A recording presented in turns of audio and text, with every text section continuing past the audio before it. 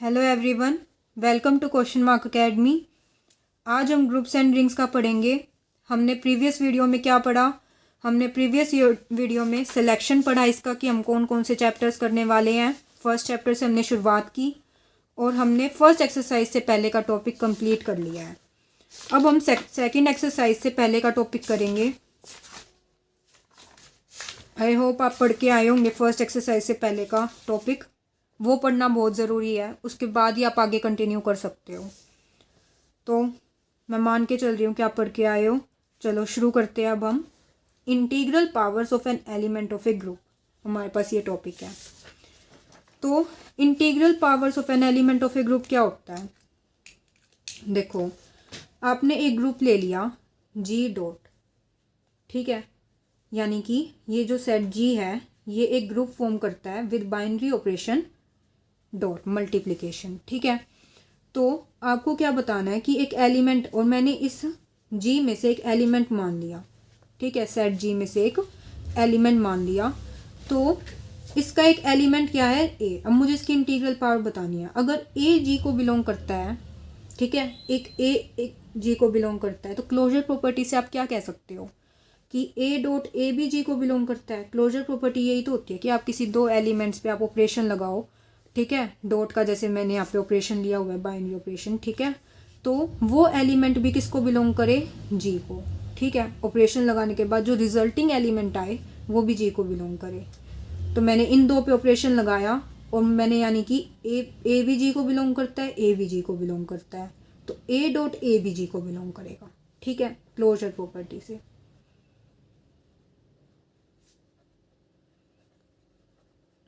अब ए भी जी को बिलोंग करता है, ए डॉट ए भी जी को बिलोंग करता है। ये बात आपको समझ आ तो गई है ना, कि मतलब कि जैसे क्लोजर प्रॉपर्टी में एक ए जो है वो जी को बिलोंग कर रहा है, दूसरा एलिमेंट भी जी को बिलोंग कर रहा है। तो यही तो होती है हमारे पास क्लोजर प्रॉपर्टी, यही तो है कि अगर मल्टीप्लिकेशन का अगर मैंने बाइनरी ऑपरेशन लिया है और किन्हीं दो एलिमेंट्स पे मैं ऑपरेशन लगा रही हूँ, तो रिजल्टिंग एलिमेंट जो हो वो भी जी के अंदर बिलोंग करे, ठीक है। तो ए अगर जी को बिलोंग कर रहा है, ए डॉट ए जी को बिलोंग कर रहा है, तो ए डॉट ए जो होगा वो भी जी को बिलोंग करेगा। वापिस से क्लोजर प्रॉपर्टी लगाई मैंने, ठीक है। तो इसका मतलब क्या है? इसका मतलब तो है ए स्क्वेयर जी को बिलोंग कर रहा है। इसका मतलब क्या है? ए क्यूब जी को बिलोंग कर रहा है, ठीक है। अब मैं एक तो इस पे और एक इस पे वापिस से क्लोजर प्रॉपर्टी लगा रही हूँ, तो मुझे क्या मिलेगा? ए dot A dot A dot A belongs to G, ठीक है। तो मेरे पास क्या है? ए की पावर 4 बी जी को बिलोंग करती है। सिमिलरली मैं क्या कह सकती हूँ nth स्टेप्स के बाद कि ए एन बी जी को बिलोंग करता है, ठीक है। अगर ए एन जी को बिलोंग कर रहा है तो इनवर्स, अब ये मेरे पास ग्रुप है ना, ग्रुप में यानी कि सेटिस्फाई करता है चार प्रॉपर्टीज को, क्लोजर को, एसोसिएटिव को, existence of identity, existence of inverse. तो एग्जिस्टेंस ऑफ इनवर्स प्रॉपर्टी यही तो कहती है कि हर ए बिलोंग्स टू जी के लिए ए इनवर्स भी जी को बिलोंग करे। तो ए एन अगर जी को बिलोंग कर रहा है तो इसका इनवर्स भी बिलोंग करेगा, ए माइनस एन बिलोंग्स टू जी। ये है integral powers of an element of A group, ठीक है। ये चीज़ थी यहाँ पे। अब क्या है, हम कुछ प्रॉपर्टीज़ पढ़ेंगे ग्रुप की। हमारे पास ग्रुप की कुछ प्रॉपर्टीज़ हैं, वो हम पढ़ेंगे। चार प्रॉपर्टीज़ हैं हमारे पास यहाँ पे, जिनके हमें प्रूफ भी करने हैं। बहुत आसान से प्रूफ है सच में। देखो, अब जैसे मेरे पास फर्स्ट प्रॉपर्टी है कि इफ़ जी स्टार एक ग्रुप है, ठीक है, जी स्टार मेरे पास एक ग्रुप है, तो आइडेंटिटी एलिमेंट जो होगा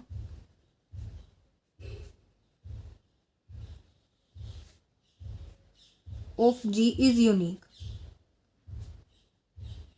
तो आइडेंटिटी एलिमेंट जो होगा जी का वो क्या होगा? यूनिक। मतलब कि फर्स्ट प्रॉपर्टी हमारे पास यही है कि अगर जी स्टार एक ग्रुप है तो आइडेंटिटी एलिमेंट भी उस जी सेट का वो यूनिक होगा उसका। और जो इन्वर्स होगा, हर एलिमेंट का अपना इन्वर्स होगा। Every element has unique inverse,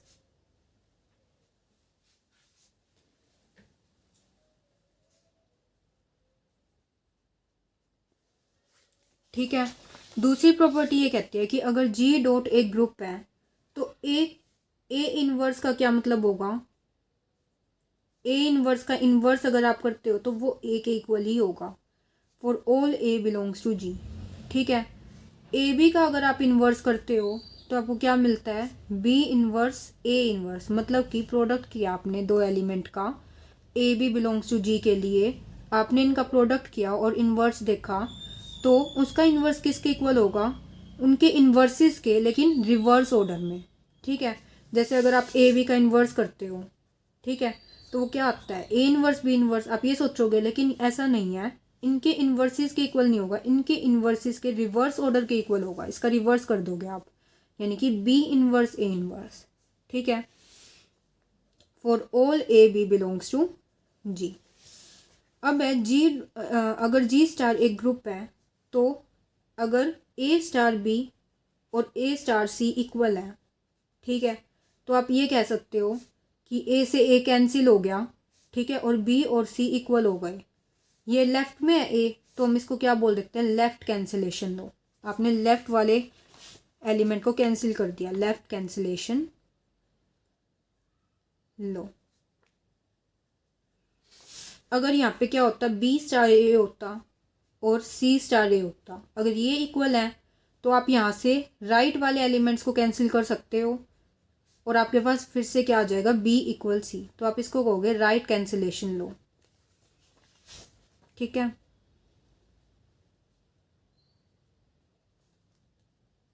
चौथी प्रॉपर्टी हमारे पास ये है कि अगर जी डॉट एक ग्रुप है तो जो इक्वेशंस हैं A dot x is equal B और Y dot A is equal B के यूनिक सॉल्यूशंस होंगे, हैव यूनिक सॉल्यूशंस। मतलब कि अगर आपने इन इक्वेशंस के जो सॉल्यूशन है, मतलब एक्स और वाई की जो वैल्यू है, उनकी वैल्यू यूनिक आएगी, जो कि जिसको बिलोंग करेगी जी, कोई सेट को, सेट जी कोई बिलोंग करेगी। ठीक है, for x and Y in G. ठीक है, अब हम इसका प्रूफ देखते हैं। पहले का प्रूफ क्या है,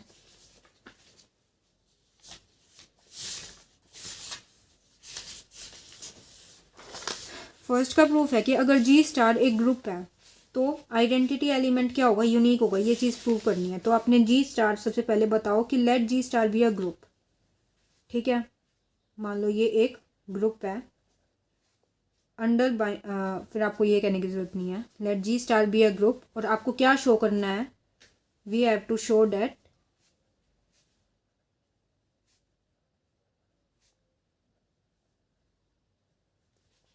आइडेंटिटी एलिमेंट जो है जी का वो यूनिक है।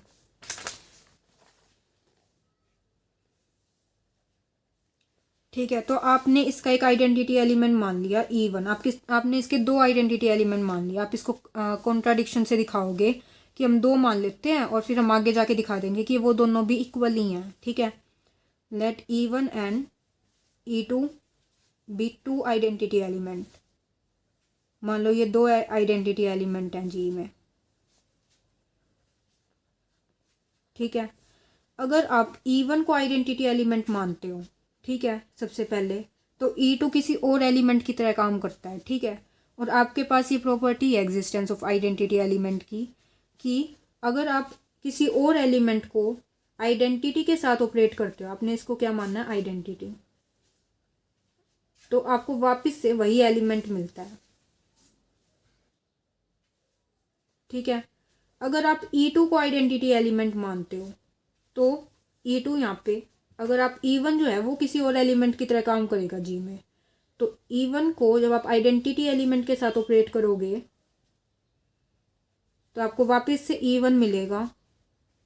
ठीक है, अब आपने इन दो इक्वेशन से आप क्या कह सकते हो, E2 स्टार E1, ये भी क्या है E1, तो E1 और E2 मतलब कि क्या है, इक्वल। आपने इसकी जगह पे क्या रख दिया, ये वाला E1, तो E1 और E2 क्या होगा, इक्वल, यानी कि आइडेंटिटी एलिमेंट जो है सेट जी में वो क्या है, यूनिक। नेक्स्ट है हमारे पास कि हर एलिमेंट का अपना इन्वर्स होता है, every element has unique inverse. तो हम ये शो करेंगे। तो हमें क्या शो करना है कि हर एलिमेंट का अपना इन्वर्स होता है। तो मैंने कह दिया ए जो है वो जी को बिलोंग करता है, मुझे दिखाना है कि इसका सिर्फ एक ही इन्वर्स हो सकता है, यानी कि या तो बी, मैंने एक इन्वर्स मान लिया इसका बी, लेकिन मैं इसको क्या दिखाऊंगी कॉन्ट्राडिक्शन से कि इसके दो इन्वर्स मान लेती हूँ और ये दिखा दूंगी कि वो दोनों भी इक्वल हैं। तो मैंने कह दिया let B and C be two inverses of element A in G. ठीक है, अब अगर b को मैंने इन्वर्स मानना है, सबसे पहले अगर b को इन्वर्स मानती हूँ तो जब मैं इसको ऑपरेट करूँगी b के साथ तो मुझे आइडेंटिटी मिलनी चाहिए। ठीक है, मान लिया e, तो b स्टार ए। ठीक है, अब यहाँ पे क्या है सेकंड में कि अगर c को मैंने इन्वर्स मानना है तो a स्टार c जो होगा वो भी किसके इक्वल होगा, e के, c स्टार ए। अब ये दोनों आइडेंटिटी के इक्वल हैं तो मैं क्या लिख सकती हूँ, A star B is equal to में ए स्टार सी।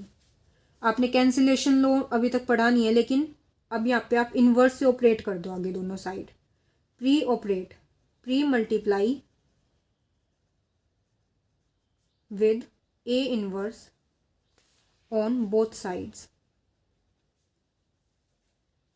तो आपको क्या मिलेगा, ए इन्वर्स स्टार ए स्टार बी ए इन्वर्स स्टार ए स्टार सी। आप पहले ये बता भी सकते हो कि अगर ए जी को बिलोंग करता है तो ए इन्वर्स भी जी को बिलोंग करता है। ऐसा इसलिए क्योंकि जी एक ग्रुप है। ठीक है, और ग्रुप की प्रॉपर्टी होती है। अब हमने इसको एसोसिएटिव प्रॉपर्टी से एक्सचेंज कर दिया, इसके ब्रैकेट को।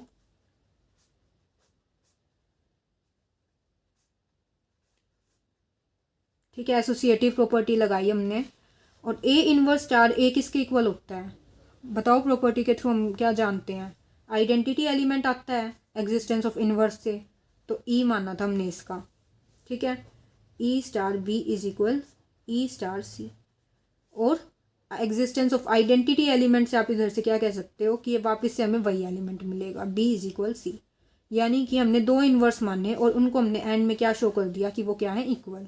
तो यानी कि हर एलिमेंट का जी के अंदर अपना इन्वर्स होता है। ये थी फर्स्ट प्रॉपर्टी जिसे हमने कॉन्ट्राडिक्शन से शो किया बस। ठीक है, सेकंड प्रॉपर्टी हमारे पास क्या है कि अगर जी डॉट एक ग्रुप है तो हर ए इन्वर्स का अगर मैं इन्वर्स करूँगी तो ए ही निकलेगा, और ए बी का इन्वर्स करेंगे तो बी इन्वर्स ए इन्वर्स। तो अब हम इसे शो करते हैं।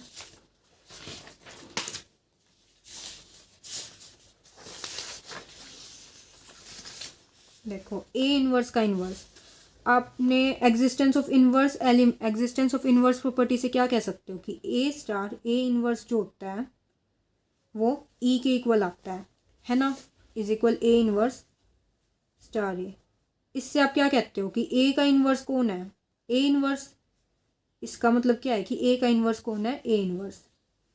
ठीक है, इसको ऐसे करके लिख सकते हो, इन्वर्स ऑफ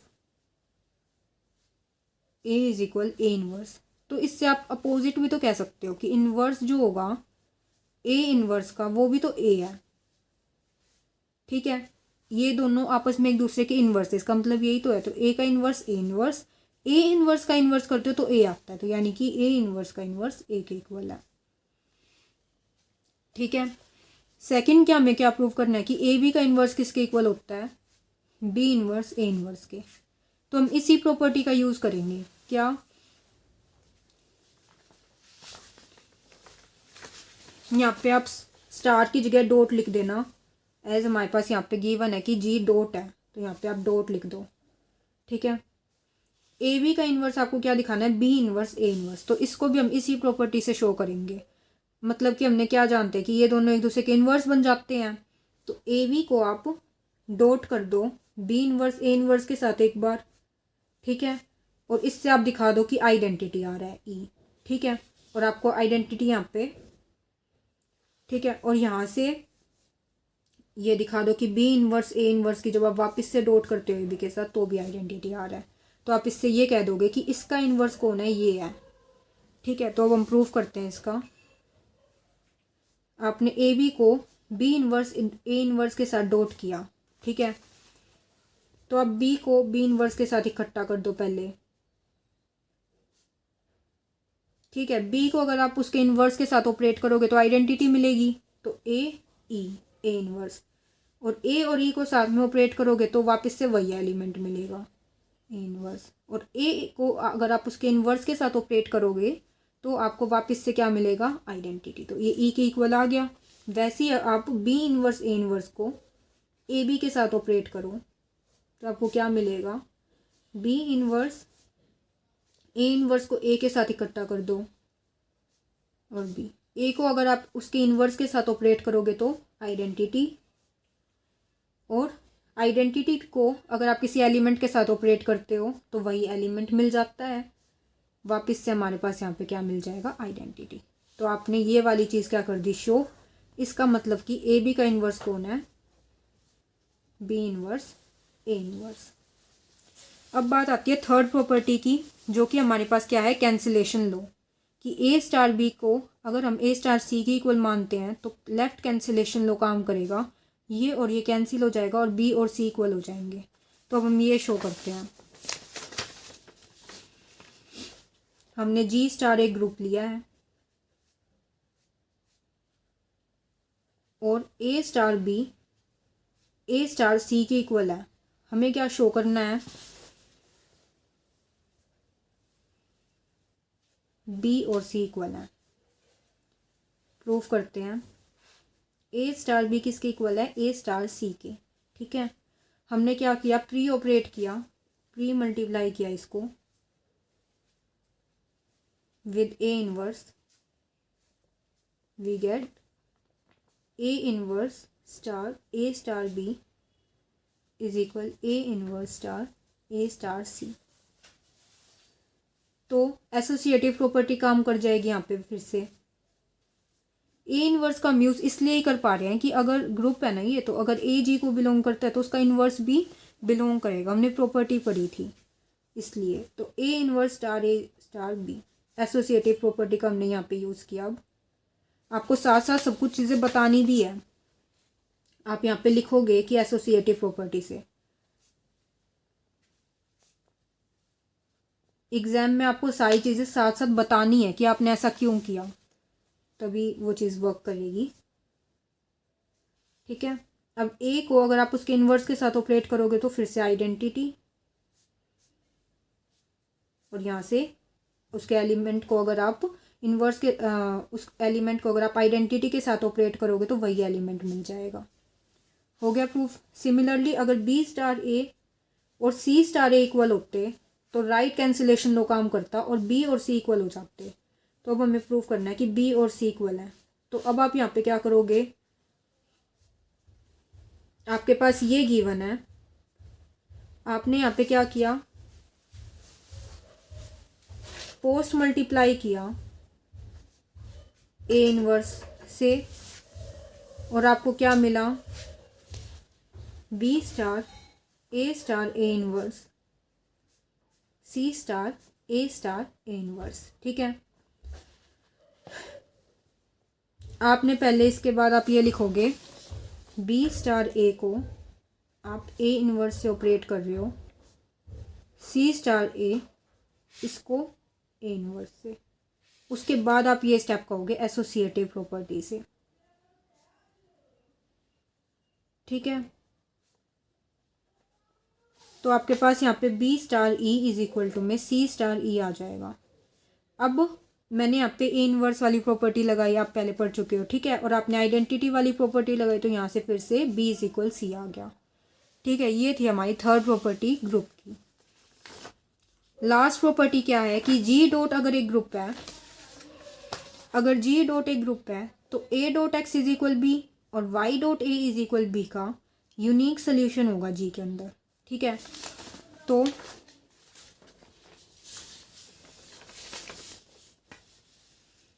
आपने जी डॉट एक ग्रुप लिया, a dot x is equal b है, इसका सोल्यूशन क्या होगा। सबसे पहले हम इसका सोल्यूशन बताते हैं कि सोल्यूशन है भी या नहीं है, ठीक है। आपने ए इनवर्स से मल्टीप्लाई किया, multiplying with A inverse pre multiplying with A inverse on both the sides, और आपको क्या मिलेगा,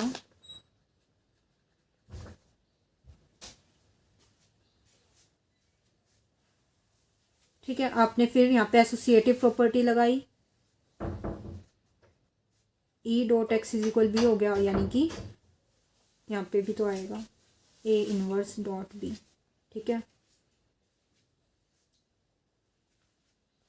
तो यानी कि x की वैल्यू क्या आ गई, ए इनवर्स बी। अब देखो, अगर आप क्या कहते हो कि अगर ए जी को बिलोंग करता है तो ए इनवर्स भी जी को बिलोंग करेगा एग्जिस्टेंस ऑफ इनवर्स प्रॉपर्टी से, बी भी जी को बिलोंग करता है। हमें क्वेश्चन में गिवन था कि ए भी बिलोंग्स टू जी है, फॉर ऑल ए भी बिलोंग्स टू जी। तो अगर ए इनवर्स जी को बिलोंग करता है, बी जी को बिलोंग करता है, तो क्लोजर प्रॉपर्टी से क्या कह सकते हो कि अगर मैं इन पे ऑपरेशन लगाती हूँ मल्टीप्लाई का, बाइनरी ऑपरेशन, तो वो जो रिजल्टिंग एलिमेंट होगा वो भी जी के अंदर बिलोंग करेगा, A inverse dot B belongs to G, ठीक है। तो यानी कि जो एक्स का जो सोल्यूशन है वो किसके अंदर बिलोंग करता है, जी के अंदर बिलोंग करता है, ठीक है। ये तो चीज़ थी एक्स के बारे में। ऐसे ही आप वाई के बारे में ही बताओगे कि y dot A is equal b है, फिर आपने पोस्ट मल्टीप्लाई करना है, ठीक है। आप पोस्ट मल्टीप्लाई करोगे ए इनवर्स से, तो आपको क्या मिलेगा,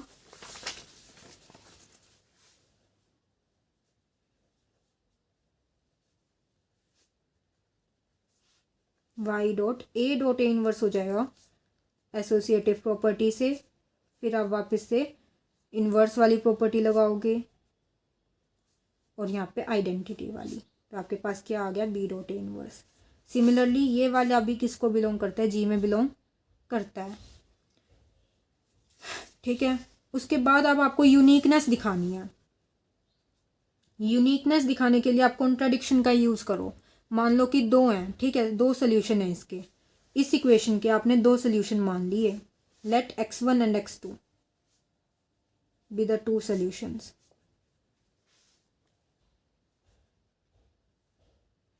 ठीक है। तो आपको क्या मिलेगा, ए dot x1 is equal b भी है और ए डॉट x2 भी बी के इक्वल होगा, ठीक है। अब बी यहाँ पे दोनों इक्वल हैं तो आपने इन दोनों इक्वेशन से इनको इक्वल रख दिया। अब आप ए इनवर्स से आगे क्या कर दो, प्री मल्टीप्लाई कर दो ए को हटाने के लिए, तो आपके पास फिर से क्या आ जाएगा, ए inverse dot A dot x1 किसके इक्वल हो गया, ए inverse dot A dot x2। फिर से आपने एसोसिएटिव प्रॉपर्टी लगानी है एग्जिस्टेंस ऑफ इनवर्स वाली, जैसे कि अभी आपने यहाँ पे किया था सब कुछ। तो आपको रिजल्ट क्या मिलेगा कि x1 और x2 इक्वल हो गए। सिमिलरली आपको यही काम y के लिए करना है, तो आपको क्या मिल जाएगा कि y1 और y2 इक्वल हो गए। तो इससे आपको यही मिला कि जो ये इक्वेशन है A dot x is equal B और Y dot A is equal B, इनका यूनिक सोल्यूशन है जी के अंदर, ठीक है। ये थी हमारे पास प्रॉपर्टीज ग्रुप्स की। तो आपने इस वीडियो में क्या क्या पढ़ा, इस वीडियो में आपने इंटीग्रल पावर भी पढ़ लिया, जनरल प्रॉपर्टीज भी पढ़ ली, और बहुत ही आसान प्रॉपर्टी थी, है ना। आप एक बार करोगे ना तो आपको पता भी चल जाएगा। उसके बाद आपके पास एग्जाम्पल है। नेक्स्ट वीडियो में हम order of an element of A group पढ़ेंगे, यानी कि ग्रुप के हर एलिमेंट का ऑर्डर क्या होता है, मतलब कि एलिमेंट का ऑर्डर बताना है, और उसकी प्रॉपर्टीज पढ़ेंगे। आप इतना पढ़ के आना। Thank you.